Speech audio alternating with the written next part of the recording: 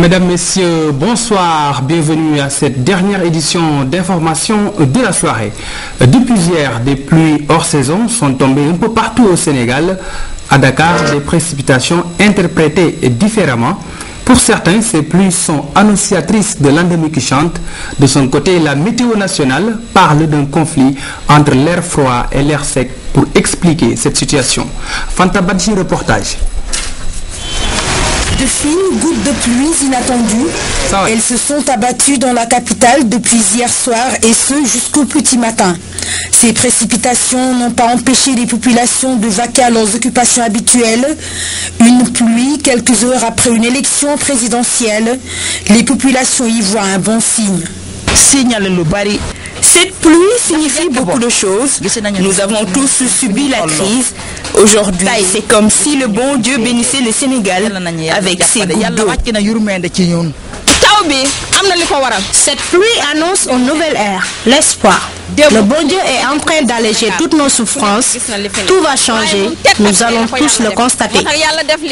Si d'aucuns établissent un lien entre cette pluie et l'élection du tout nouveau président, la météo, elle, donne une explication scientifique du phénomène. Ces pluies, appelées communément pluies d'Hughes, sont dues à une descente d'air frais provenant de l'Atlantique Nord. Et cet air frais, en fait, en rencontrant l'air plus chaud et humide, crée ce qu'on appelle une instabilité. Et quand il y a une instabilité, il y a une formation de nuages et donc par suite la pluie. Dans la tradition africaine, notamment sénégalaise, les pluies, quelle que soit leur période, annoncent le bonheur, mais lorsqu'elles sont hors saison, peuvent avoir des conséquences néfastes. La culture de riz, par exemple, s'il y a des récoltes qui sont exposées au dehors, sur la fragilité aussi sur les populations vulnérables, parce que ces temps-ci, on a beaucoup de changements, succession de périodes fraîches, périodes plus chaudes. Cette situation va perdurer jusqu'à demain.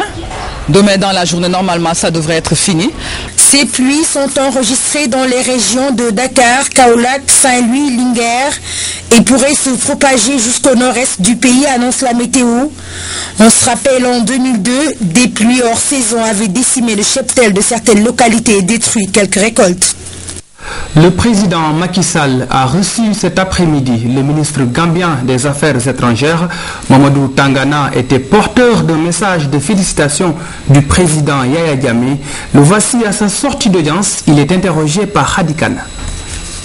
Je suis porteur d'un message de son Excellence le président de la République de Gambie, cher professeur Dr Alhaji Yahya Ejeje Jammeh, auprès de son Excellence le président Macky Sall, pour le féliciter pour la belle victoire qu'il vient de remporter.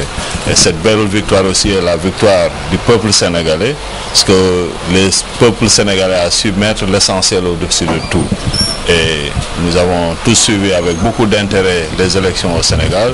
Tout s'est passé dans la paix et les résultats sont sans équivoque. Et c'était aussi l'occasion de magnifier l'acte du président Wade qui a eu l'élégance de féliciter le président Macky Sall, ce qui a su préserver la paix au Sénégal et dans toute la sous-région. Nous sommes convaincus que les relations vont s'intensifier. Les relations sont excellentes à l'heure où je vous parle et nous sommes convaincus que ça va s'améliorer davantage.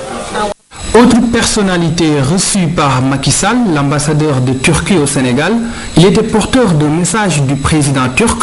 À sa sortie d'audience, il a réaffirmé la volonté de son pays de renforcer ses relations bilatérales avec le Sénégal. Son Excellence Astigoul est ici au micro de Hadikana. Je suis très ému de rencontrer son Excellence, président élu Macky Sall. J'ai présenté le message de notre président de la République de Turquie, son Excellence Abdullah Gül. Et il souhaite, il s'est envoyé ses félicitations, Excellence Sall. Et nous sommes très fermes. Nous voudrions de renforcer nos relations qui est déjà très fraternelles et impeccables entre les deux pays et deux peuples qui nous aiment, vous êtes nos sœurs et frères.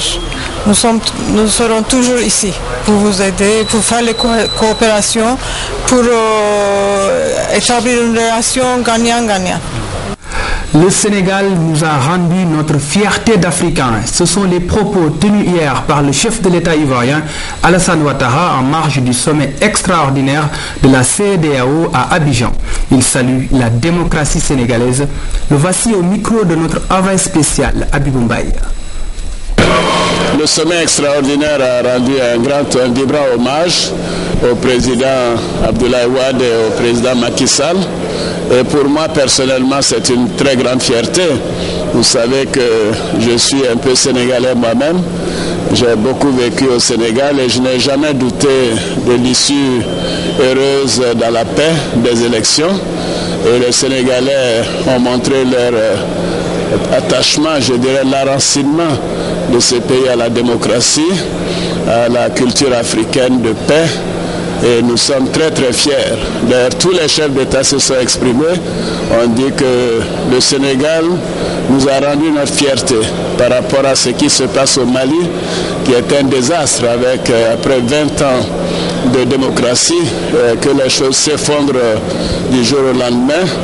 Heureusement que le geste du président Abdoulaye Wade d'appeler son jeune frère, donc le soir même du dépouillement, alors que les votes n'avaient pas été totalement dépouillés, terminés, ceci montre la grandeur de l'homme. Mais je dois dire que je souhaite au président Wade mes vœux très sincères, très chaleureux, très affectueux.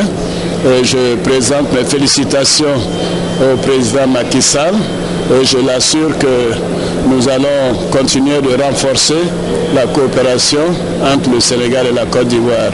Bravo au Sénégal, aux Sénégalais dont je suis. Merci. En marge de ce sommet, la démocratie sénégalaise a été aussi citée en exemple par l'ancien Premier ministre Cheikh Hadjibou Soumaré. Dans le même sillage, l'ancien chef du gouvernement ivoirien, Charles Konan Banny, a félicité le peuple sénégalais pour sa maturité. Ils sont toujours au micro d'Habib Mbaye. Un Sénégalais d'adoption, évidemment, je me réjouis de ce qui s'est passé, d'autant que les deux candidats du deuxième tour me sont très proches, vous le savez bien. J'ai beaucoup aimé le final qui ressemble au Sénégal.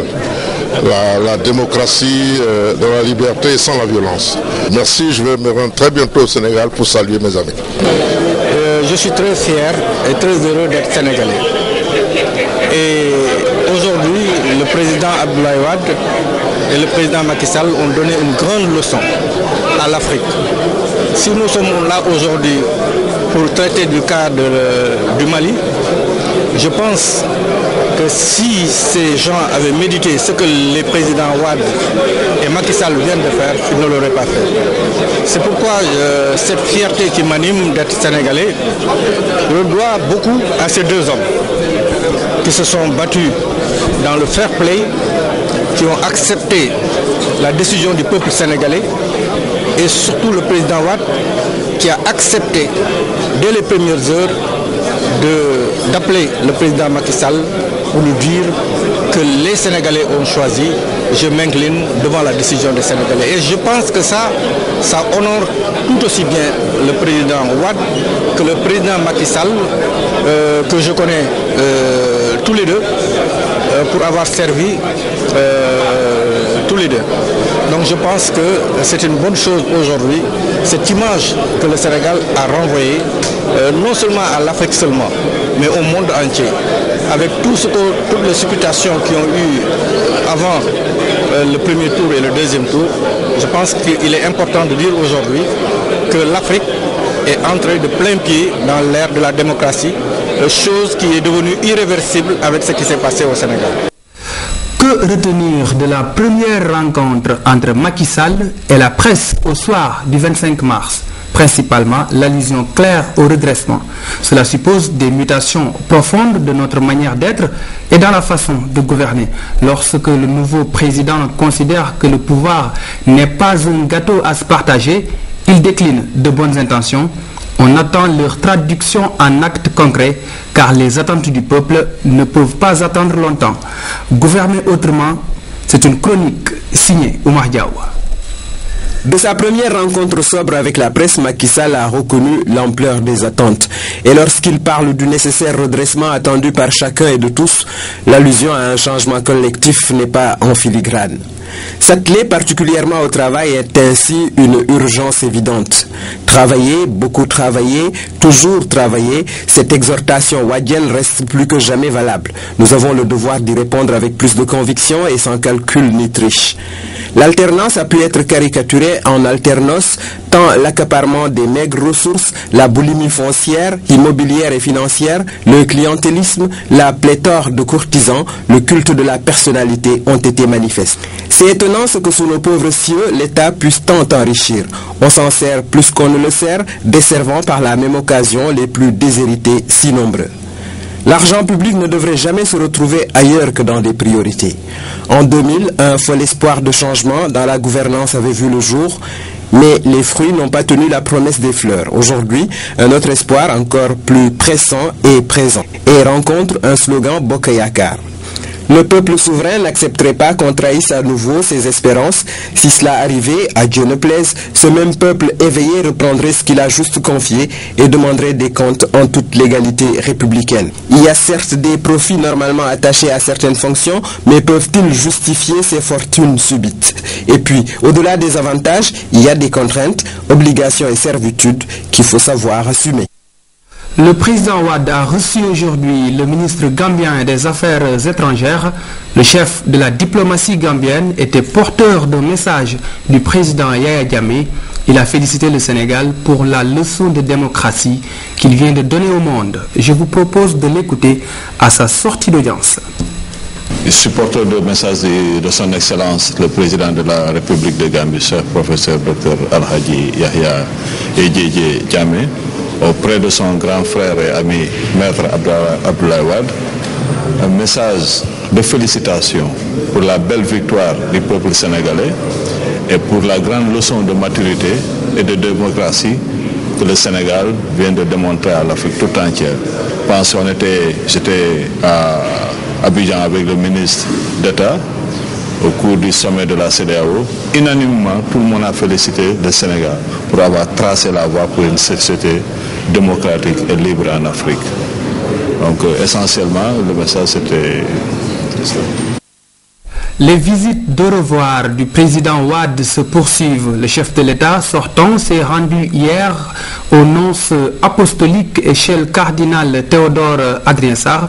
Toutes ces deux personnalités ont félicité le président Wade qui s'est également rendu chez Thierno Madani Tall. Les détails avec Alassane Cissé. C'est à la Médina que le président Abdoulaye Wade a rencontré Thierno Madani Tall pour lui dire au revoir, mais aussi pour le remercier de son soutien et de ses prières. Le marabout de féliciter le président Abdoulaye Wade pour son attitude qui fait la fierté du Sénégal et des Sénégalais, avant de souligner que Maître Abdoulaye Wade a réalisé une chose impérissable en achevant la construction de la grande mosquée Cheikh Omar Foutiyou Tall. Le président Abdoulaye Wade de reconnaître sa défaite à l'élection présidentielle et de dire qu'il accepte la volonté du peuple, qu'il accepte la volonté divine. Il a remercié le marabout pour ses prières et a réaffirmé son attachement à la famille. Cette étape a été précédée par deux autres, à savoir la rencontre avec le nonce apostolique et le cardinal Adrien Sarr. Tous ont salué le geste du chef de l'État qui montre l'exemplarité de la démocratie sénégalaise. Je voudrais vous féliciter vraiment pour ce rôle que vous avez joué ici. Vous n'avez que l'amitié, la sympathie et la reconnaissance des Sénégalais. Et je me réjouis, en tout cas en ce qui me concerne, d'avoir pu, avec vous, conjuguer ce que j'appellerais une symphonie religieuse, interreligieuse, d'entente autour de la question de la tolérance religieuse que nous partageons. Et je me préfère de transmettre à sa sainteté mes remerciements, mais surtout pour tous les services que vous nous rendez ici. La présidence n'est qu'une étape dans une vie. Il y a une vie antérieure, il y a une vie postérieure, heureusement. Je voudrais moi-même, en nom de mon staff, et de la Secrétaire d'État vous remercier pour cette grande geste d'étadiste, d'homme d'État que vous avez fait, de appeler le candidat au pronom Macky Sall pour faciliter cette alternance et que ça démontre aussi le niveau républicain qu'on vit en Sénégal. On avait besoin de gestes, vous l'avez fait, et je pense que ça a bien contribué à éclairer beaucoup d'informations, pas tout exactes, qui ont été diffusées par la presse occidentale particulièrement. Et je pense que vous lisez un grand message, et j'envisage aussi un futur pour vous au sein de l'Union africaine pour ce grand travail de consolider la démocratie en Afrique. En venant ici, vous rendez visite à toute la communauté chrétienne du Sénégal. C'est par ces propos que le cardinal Adrien Sarr a accueilli Maître Abdoulaye Wade avant de magnifier son esprit de grand démocrate. Merci pour vraiment ce beau geste que vous avez fait, que le monde entier continue de commenter, qu'après ce dernier tour des sélections, le deuxième, vous puissiez rapidement féliciter votre successeur pour que vraiment les esprits se calment et que ce qui s'est passé le 26 février, ce qui s'est passé dans la journée du 25 ne soit vraiment pas détérioré par quoi que ce soit. Ça, comme vous le dites, ça a grandi vraiment l'image du Sénégal, ça a restauré la belle image du Sénégal aux yeux du monde entier. Et je crois que c'est un des beaux messages que nous avions à délivrer tous les jours à la radio, autant que moi vous l'entendez, aux différentes radios mondiales, en Afrique, en Europe. Les gens disent que le Sénégal a donné là vraiment à l'Afrique un bel exemple de démocratie et que c'est à imiter. Alors nous allons vraiment continuer de prier Dieu pour qu'il nous aide à vivre cela le mieux possible, à le transmettre aux générations actuelles pour qu'elles aussi le transmettent aux générations futures et que le Sénégal demeure ce grand petit pays. Un petit pays par la superficie, mais grand vraiment au niveau moral et aux yeux du monde. Vraiment, je crois que nous allons tous continuer à faire notre possible que l'on soit ainsi. Je veux vous féliciter de tout ce que vous avez fait. Féliciter les évêques du Sénégal, les abbés et tous, vraiment pour leur contribution au développement de notre société, des messages exemplaires qui donnent même par leur vie. La courtoisie de ces visites a été sanctionnée par des cadeaux que le nonce apostolique a offerts à Maître Abdoulaye Wade et à Madame Viviane Wade. Youssou Ndour présente ses excuses à la RTS. Cela fait suite à des propos tenus par le leader du mouvement Fekke Matibole lors de la campagne électorale. Des propos pas du tout appréciés par le personnel de la RTS. En compagnie de son staff, Youssou Ndour a aussi annoncé que la couverture de son concert sera assurée par la chaîne Leader. Un concert prévu lundi à la place de l'Obélisque. Nous écoutons à ce propos l'artiste et le directeur général de la RTS. Ils sont au micro d'Aramdao.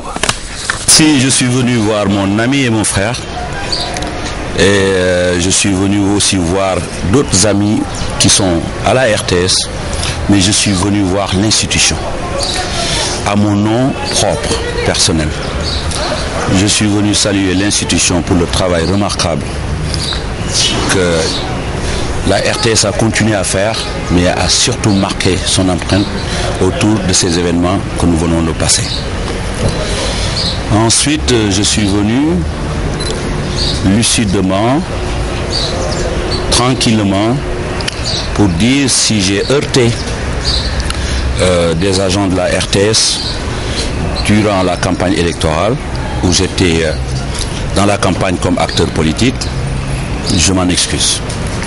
Je suis venu aussi dire à Babacar Diagne que j'avais promis aux Sénégalais un concert après l'événement que nous venons de passer, l'élection du président Macky Sall.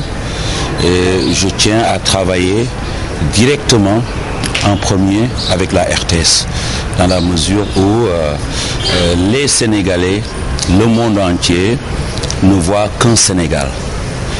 Et je crois que si les Sénégalais s'unissent autour de l'essentiel, du développement de la même vision, je crois qu'aujourd'hui, au niveau des médias, la RTS joue un rôle capital. Et nous nous basons sur son expérience, l'expérience de ses agents, sur la technique mobilisée pour essayer de donner le maximum aux Sénégalais pour cette fête que j'avais promis lors de la campagne électorale. Et j'en ai profité aussi pour visiter les studios, rencontrer les techniciens, parce qu'il ne s'agit pas seulement de parler à mon ami, comme le directeur général, il faut parler aussi avec les gens qu'on ne voit pas, qui font un travail extraordinaire. Et agréable surprise, j'ai vu que la RTS doucement s'est vraiment rajeunie d'une manière extraordinaire, sans oublier l'expérience qui toujours guide la vision de la RTS. Je crois que quand j'entrais ici, on parle du 2. Ça va aller très très vite. Vous savez, les événements vont aller très très très vite. On a prévu de se reparler tout à l'heure. Parce qu'il faut qu'on puisse voir avec le protocole, parce que tout ça est lié aussi aux événements qui vont se passer dans la journée de lundi. Donc nous allons confirmer ça ce soir, mais nous on a l'intention de faire ce concert le lundi à la place de l'Obélisque pour tous les Sénégalais à travers la RTS. L'humilité est la marque des grands hommes. On s'est vu hier soir, on s'est parlé, mais il a tenu à venir ici à la RTS parler à tout le personnel. C'est vrai qu'il y a eu un temps de campagne, le président Macky Sall m'en parlait, et ce temps-là est terminé, il y a un temps maintenant pour le travail, pour la République du Sénégal. Et ce temps-là a débuté, donc la SR va là également assumer son rôle. Et le cadeau que Youssou nous a fait, parce que c'est un véritable cadeau, nous laisser couvrir son concert, nous va également droit au cœur. Inch'Allah, nous allons sortir le grand matériel ce jour-là. Nous allons sortir tout le professionnalisme, toute l'expertise dont nous disposons pour faire de ce concert-là un moment inoubliable. Et nous ferons ce travail-là pour l'ensemble des chaînes du Sénégal. À présent, l'actualité internationale. Direction le pays des pharaons, l'Égypte. Le président de la commission constituante est désormais connu. Son nom, Saad Al-Khatatmi. Seulement voilà, l'élection de ce dirigeant des frères musulmans, par ailleurs président de l'Assemblée du peuple, pose problème. Les partis laïcs haussent le ton et dénoncent une mainmise des islamistes sur cette instance. Tout cela intervient à 2 mois de la première présidentielle post-Moubarak. Pas de surprise, le président de l'Assemblée égyptienne sera également celui de la commission constituante. Saad Al-Khatatmi a été élu mercredi par les membres de cette commission chargée de rédiger la future constitution égyptienne. Mais ce dirigeant des frères musulmans arrive à la tête d'une instance dont la légitimité est déjà remise en cause. La veille, les partis laïcs qui y siégeaient ont claqué la porte. Nous ne voulons pas participer à l'Assemblée constituante parce qu'on ne veut pas être impliqué dans un processus qui vise à tromper le peuple égyptien après la révolution du 25 janvier. La Cour suprême a également retiré son représentant de la commission qui compte 50 députés et 50 personnalités extérieures. En tout, une vingtaine de membres ont déjà démissionné. Pour eux, la constituante ne doit pas être le reflet du scrutin législatif. D'autant que le Parlement est archi-dominé par les islamistes, frères musulmans et salafistes confondus. La crainte, exprimée mardi par ces manifestants au Caire, c'est donc l'inscription de la charia, la loi islamique, dans la Constitution. Qui que vous soyez, il ne doit pas y avoir de différence dans vos droits. C'est le principe d'égalité des droits du peuple. Hommes, femmes, musulmans, chrétiens, originaires du nord ou du sud du pays.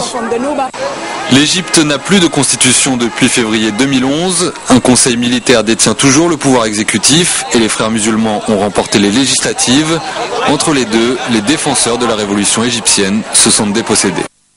Retour à l'actualité nationale. Place nette à la culture avec la 6e édition des Olympiades de la langue turque. Le Sénégal connaît déjà ses 2 représentants. Ils sont issus du collège sénégalo-turc Yavuz Selim. Ils sont appelés à montrer leur talent en poésie et dans les chansons. De l'émotion sur les visages, les poèmes et les chansons sont certes déclinés en langue turque, mais la profondeur du message se perçoit dans les diverses prestations des élèves. Le collège Yavuz Selim a choisi Manbinta et Seynabou pour représenter le Sénégal aux Olympiades de la langue turque. La poétesse et la chanteuse en herbe promettent des prestations à la hauteur des espoirs placés en elles. Je suis très fière de moi et je compte aller représenter mon pays en Turquie. Et quel était un peu le contenu de ton poème?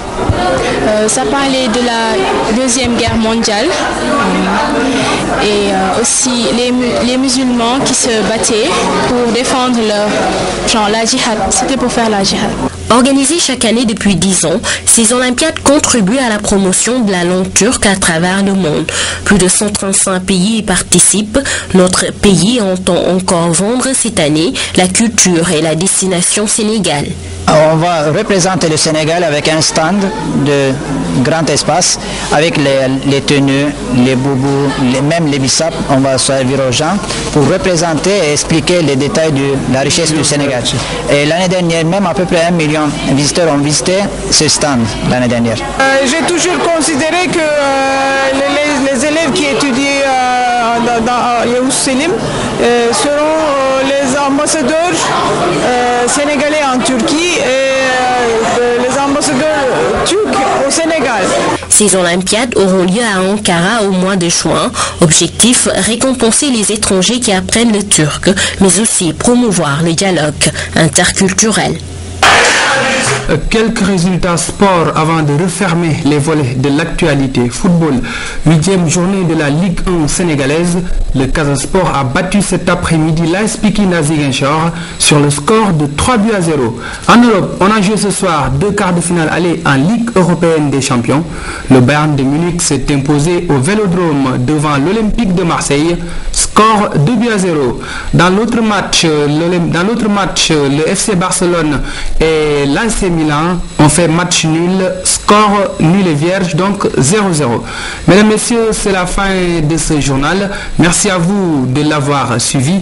Merci de votre fidélité et de votre confiance renouvelée à la RTS. Passez une excellente fin de soirée.